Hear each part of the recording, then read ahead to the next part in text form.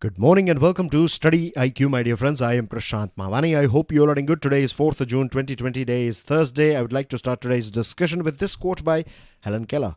The best and the most beautiful things in the world cannot be seen or even touched. They must be felt with the heart. With this, dear friends, StudyIQ team has designed a smart course. Now, this smart course is designed keeping in mind the necessities and requirements of Civil Services Examination. To find out more about this smart course, all you have to do is download our mobile application. Till 10th June, we are offering EMI option as well for all our smart course. So make the most out of it with this, dear friends. To download the PDF of today's lecture, which I have already shared on my Telegram channel.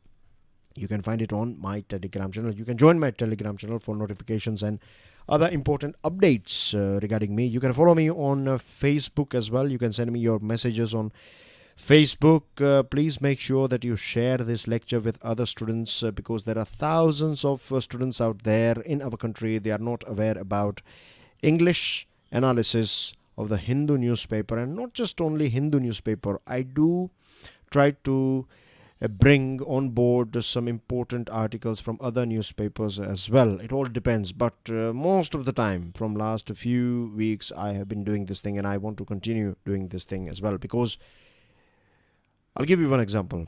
On our table we have one editorial from Times of India. This one is about MSP for minimum support price for course serials.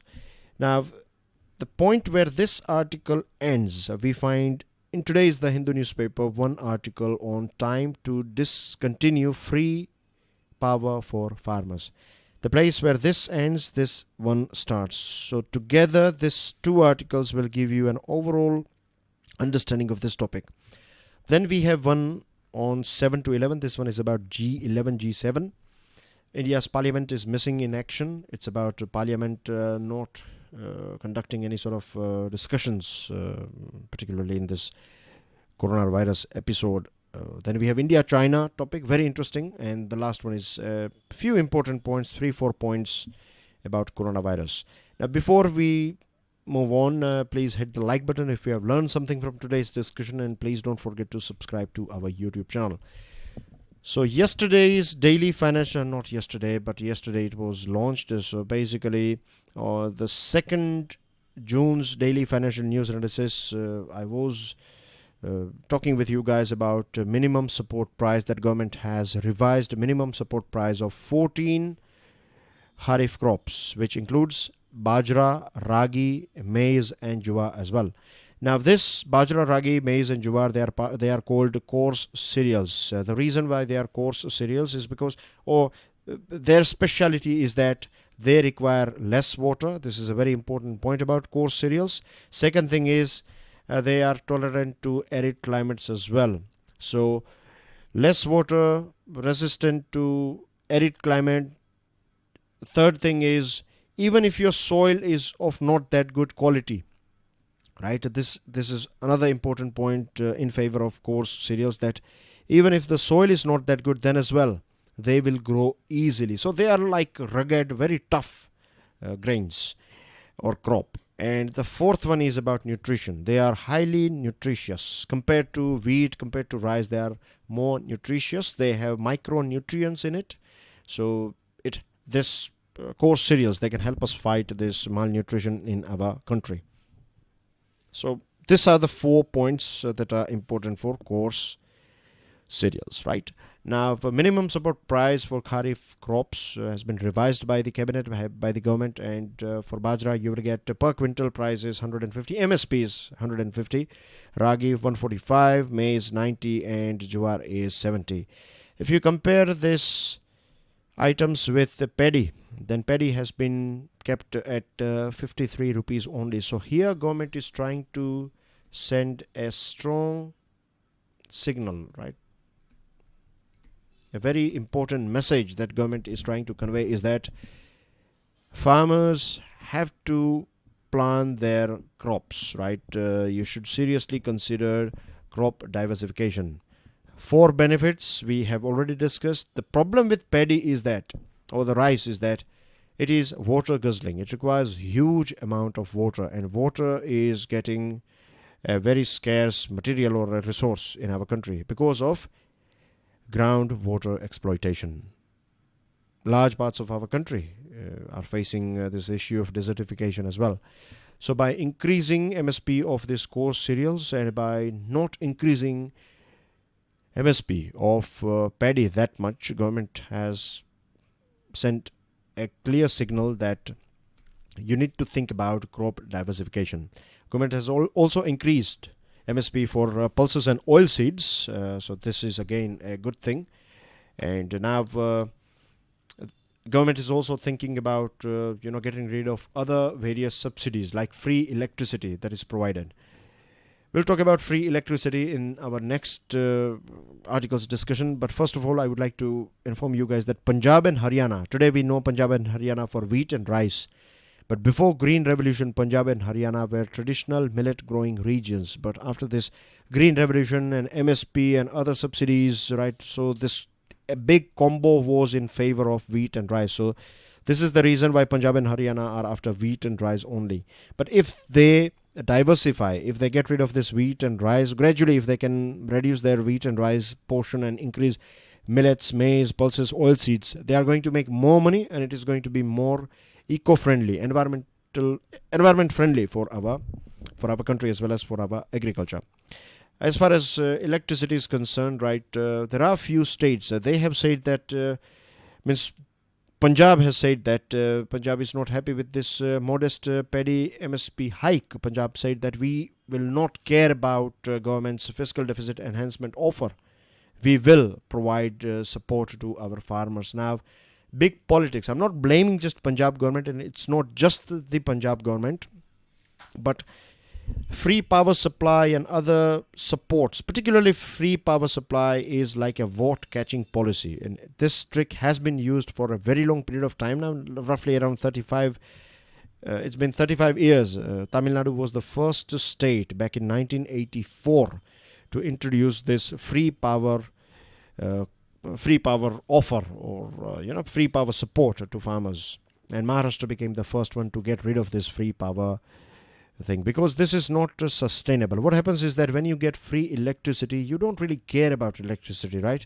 And it's not about just electricity. What happens is that you will set up your water pumps and you will run this water pump throughout the night, because you are not going to get any bill of water or electricity. So people have started, particularly farmers, they have used too much of groundwater, right? And too much of groundwater is wasted as well. And this is unsustainable, right? They also say that if there is going to be any World War III, it will be about water, right? It will be because of about which country will have control over fresh water. So water, we have to, the demand of water is going up and supply is going down. So there is a big mismatch, and we are heading towards a very dark red zone of a water crisis. So we have to be very careful from today itself. Center has said this thing earlier as well, that you need to get rid of this free power supply. And if you want to help your farmers, then how about direct benefit transfer? This was said earlier on as well by various different central governments, but this time things are a bit different, because this time the central government has set a deadline for its implementation. By December this year, the DBT should be introduced at least in one district of a state from the next financial year. A full rollout should be made. Do you know that the total subsidy bill of these four southern states and Punjab is 33,000 crore rupees? As I told you, wastage of water and electricity is there. One interesting fact that I would like to share with you guys is that India is one of the largest user of groundwater in the world. We use 251 billion. This is a very important figure. I want you guys to keep this figure in your mind. 251 billion cubic meters of water every single year. This is more than China and USA combined. The groundwater used by these two countries. China is more populated, bigger country. USA, not that populated, but more very industrious nation. These two countries are not using that much groundwater that India alone is using. And here the problem is that if you have, let's say, 50,000 or 1 lakh rupees, maybe, I'm not sure about the exact price, but somewhere around 50,000. If you have 50,000, then you can have a 100 feet or 150 feet deep bore well. Then you can fit a submersible pump on it, and then you can extract as much as water you like. No one is going to ask you. And we find people washing their streets and washing their house and washing their cars and so many other things, right? They are using water like that they have access to the whole fresh water reserve of the world without thinking about someone else, like how we are going to miss. I have seen so many people like that, and I don't know why, but I feel so much pain when I see that people wasting this much amount of water. There are so many things that we can do to change and to conserve and to preserve the water that we have. It's a very important resource. But anyway, Karnataka is a classical example. The number of irrigation pump sets, which were around 17 lakh 12 years ago, now it is 30 lakh pump sets. There is no meter as well, right? When we provide this free electricity, there is no meter or anything like that. And what they do is, in many villages, and I'm sure you know this thing, that in many villages they will create, or they will set up a line from your agriculture land. They will set up a line and it will reach your house. So people are using free electricity as well for domestic use. So this is not healthy for discoms, and this is not healthy for our economy, and it's not healthy for our environment too. There is one argument that is in favor of free power. Now we can think about it. This is a logical thing, but I'm not saying that free power is the only solution. Those places where irrigation facility is not available, those farms where direct canal irrigation water is not available, those farms, it is said that we need to provide free electricity to those farmers who don't have access to irrigation facility. But again, there are other ways as well through which we can expand our irrigation rather than providing free electricity. So there are many things that we can think about. Moving on to next item. This one is about G7, and it's more about expanding G7 and making it to G11.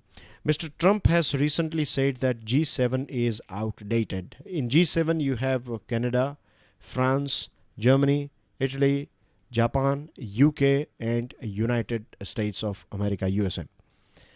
Russia was also part of this G8. It was known as G8 till 2014. But Russia was dumped because Russia annexed this Crimea from Ukraine, and because of this thing, Russia was dropped from this G8 group, and this G8 became G7.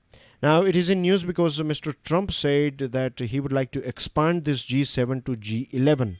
And in G11, he is talking about 4 countries, to take 4 countries on board. One is India, so that's a good news for India, as well as India has appreciated it. South Korea is there, Australia is there. These 3 countries, they have appreciated. The 4th one is Russia. Russia has said that we are ready to be part of this G11, but we should be treated as an equal.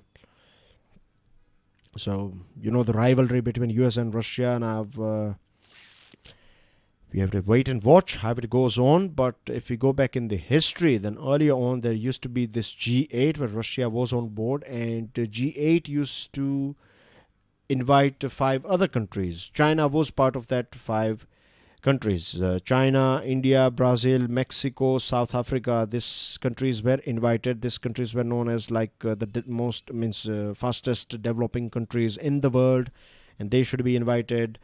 So they used to be part of these meetings, but the rivalry that is going on between USA and China, and particularly after this coronavirus thing, trade war was already going on. Now they have this coronavirus issue. So this is the main reason why China or Xi Jinping is not on, or his name is not on this guest list. G11, the agenda of G11, or the main thing about G11 is going to be how you can keep China under control. That is going to be the main thing about G11. One of the main thing, right? Not the only thing, but one of the main thing at present.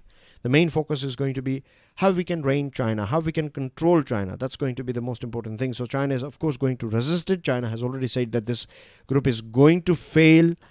And the thing with how it works is that if you want to invite someone, you can invite. If you are a host country, then you can invite anyone you like. But if you want to change the composition of this G7, then you need approval of the other members. So this is one thing. Second thing is, this thing reminds me of this invitation of, this Russia, taking Russia on board and making this G11 reminds me of SAARC nations.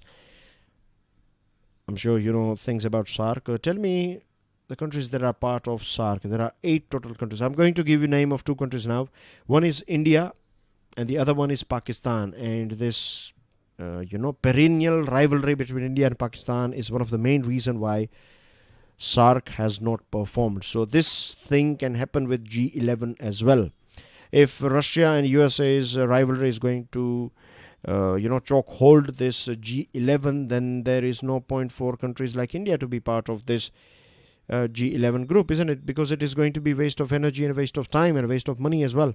Last year, what happened? It was quite interesting. In its 45-year-old history, this thing has never happened, that when the meeting of G7 took place in France, this group was not able to issue any sort of joint communique due to differences on a few topics. Right? Let's not go into those topics now.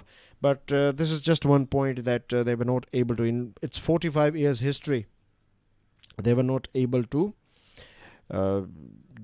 issue a joint communique. So this was a big hurdle. This happened first time last year in France. One thing that India has to do is India has to evaluate the performance of G7. India has to think like, what is the performance of G7 so far, how it has performed. If it has performed good, then okay, join it. If not, then why to join it? So there are so many things. It's not like someone is inviting us and we will just blindly follow their call. Of course, as a country, we will go through the this merits and demerits of this G11, so-called G11. Moving on to next item, India's parliament is missing in action, and that is right as well. There are so many countries around the world, they conducted parliament session during this whole coronavirus episode. Some of them did it physically. They kept this physical distancing norms and they went ahead with this discussion. Some of them, they had a video conference, and some of them, they did both, right? Combination of both. A few MPs were present in the parliament or in their parliament, and few MPs were online. Sad thing is that we can do the same thing, but we have not done. We, in the sense, Indian parliament has not met for nearly 2 months or more than 2 months now. The reason why we are talking about parliament is because parliament has a central role in our system of governance. First and foremost role of parliament is that it is an institution that checks and challenges the government of the day. It will keep an eye. It will keep a sort of vigilance as well as surveillance on government. And that's the reason why B.R. Ambedkar explained that we had 2 choices. One was to go for presidential style of system, and the second one is the parliamentary one that we have already. And the reason why we went ahead with or chose this parliamentary system is because the parliamentary system is better at holding the government to account on a daily basis through questions, motions and debates. Presidential system is more stable, but parliamentary system is more about accountability, it's more about clarification, transparency, responsibility and things like that. So this was the main reason why we have adopted this system. But at present, what's going on is that from last 2 months or more than that, right, we have not, this parliament and its committees, they have not met, and that's a matter of concern, because parliament is a place many times we take pride in this thing that we are the largest democracy in the world and the largest democracy of the world, and its temple is parliament of our country. But this parliament is not meeting, and this is a matter of concern because so far government has issued more than 5,000 notifications. I'm talking about this whole coronavirus lockdown and other episodes that are going on since more than 2 months now, since 25th March. At present, we are using this Disaster Management Act, which is not designed to handle epidemics, but still we are using it. The reason central government has kept in front of us is that we have no other choice. We don't have any other law. But other countries, they were not having this sort of laws. But what they did, they had this meeting and they came out with new law. And they are using the latest law to deal with coronavirus. Then what is stopping us, right? We can do the same thing as well. And the constitution requires all expenditure by the government to be approved by the parliament. At present, government has spent huge amount of money, but there is no scrutiny. As far as meeting is concerned, right, then President may summon, this is clearly given that President may summon Parliament to meet at such time and place as he thinks fit. That means whenever President feels or whenever President thinks it's okay to have a meeting, then he will decide a time and he will decide a place. It's not necessary that you have to conduct it at that Parliament building only. Wherever you meet, right, that is your Parliament. And in today's world, we can have this remote Parliament as well. Like few MPs, they can be present in the Parliament physically, and few of them should be there online. We can arrange this thing. This is not a big deal for our country and no big deal for security and other point of view. It means other countries are doing it, then the technology is already available. So that's not a big issue. If flights are not available, then you have this district, every district, they have this connectivity, collector office and other places. You have this connectivity. This MP can go over there and he or she can attend this meeting. So it's not a big problem. MPs have a duty to shape policy and guide the government in national interest. And Parliament is forum where issues should be discussed and a plan of action agreed upon. So it's sad that our Parliament is not meeting. This one is about India and China. Very interesting article. Do you know that every year we have some 400 plus or maybe roughly average 400 face-offs or transgressions each year on this LOC. I beg your pardon, LSE, that is line of actual control. We are talking about this. LSE is here, the one that we share with China. The one that we share with Pakistan is line of control. The one that we share with China is line of actual control. We have talked about this thing a few days ago as well, isn't it? So I'm not going through the map. I'm adding this map here for you guys. You can help yourself with it. There are a few parts of our country that are at present under illegal occupation of Kashmir, and few parts are under occupation of means China is basically here. This area is held by China, but this is our portion, this area here. This Arunachal Pradesh, China is saying that this whole Arunachal Pradesh belongs to China. So this sort of issues are going on, and we have talked about it. I'm not going into details of those things that we have discussed just a few days ago. At present, we have two choices. First choice is that accept China's claims, right? China has entered our country, in some parts of our country. Let's ignore it. This is one thing, that we can ignore it. We can say that China is not present there. So what will happen? China will take over that land. This is one thing. Second thing is, give them a tough fight. Now, if you ask me personally, then I would say, let's give them a tough fight. There is no point for India, right, to be scared of. 2017 Doklam issue. Remember, India was there. India stood its ground, and China was left with no option. China will not go with a full-fledged war. China is basically doing what Pakistan has been doing for a very long period of time. China is playing this trick. China is going ahead. China knows it very well that going for a full-fledged war with India is not possible. Right? India is not a small, or India is not a weak country that you can play around with, right? India is, of course, our army, navy, air force, our defense system, our country, politics, everything is quite strong. People as well, the spirit of people and spirit of our country is quite strong. So you just cannot play around with India like that. So what they are doing is they are doing this minor military expeditions. They are cost effective, they are less escalatory, and this will convey your message as well. This will create a constant pressure on that particular country. Media will report items on newspaper, so people will talk about it. People will create pressure on the government that what you are doing with China, if you can do surgical strikes in Pakistan, then why don't you do surgical strikes in China and other so this is a technique. This is how it works. It's not like a street fight. It's a very strategic thing that is going on at present. So they are trying to keep this issue on limelight, and moreover, because limited fights or smaller land grabs may not provoke an all-out confrontation. They know it very well that this will not lead to a full-fledged war, because both nations are nuclear-powered nations. So they are not going to have a nuclear war after this sort of small thing. But this will create a sort of pressure on India. So India can either accept it, or India can completely reject this or refuse. What Pakistan does, right? Pakistan will, when we did this surgical strike back in 2016, Pakistan refused to acknowledge that there was any sort of surgical strike. So that's what India can do, but India should not do that. What India should do is, there are so many points, right? There is this 1,000-kilometer long LAC. There are a few points where China is very strong, but there are a few points where India is very strong. There are so many points where Indian army has an upper hand. So we can do tit for tat over there. Second thing, China's continental or this army is strong. But what about navy? China's army is not, China's navy or maritime domain is very weak. So we can exploit that weakness.